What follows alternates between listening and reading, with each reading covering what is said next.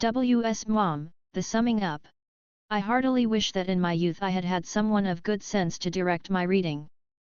I sigh when I reflect on the amount of time I have wasted on books that were of no great profit to me.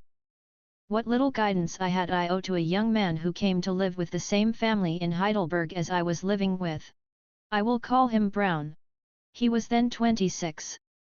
After leaving Cambridge, he became a lawyer, but he had a little money, enough to live on in those inexpensive days, and finding the law unpleasant, he had made up his mind to devote himself to literature. He came to Heidelberg to learn German.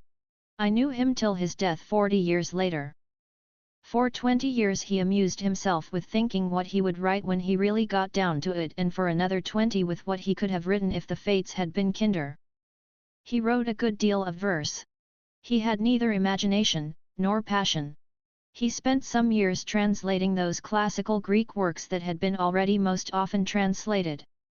I doubt, however, if he ever got to the end of one. He completely lacked willpower. He was sentimental and vain.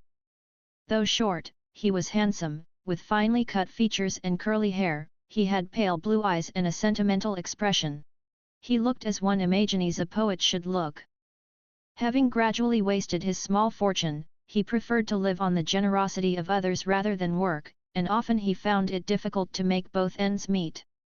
His self-satisfaction never deserted him. It enabled him to endure poverty with resignation and failure with indifference. I do not think he ever had an idea that he was worthless. His whole life was a lie, but when he was dying, if he had known he was going to, which mercifully he didn't, I am convinced he would have looked upon it as well spent. He had charm, he lacked envy, and though too selfish to do anyone a good turn, he was incapable of unkindness. He had a real appreciation of literature. During the long walks we took together over the hills of Heidelberg he talked to me of books.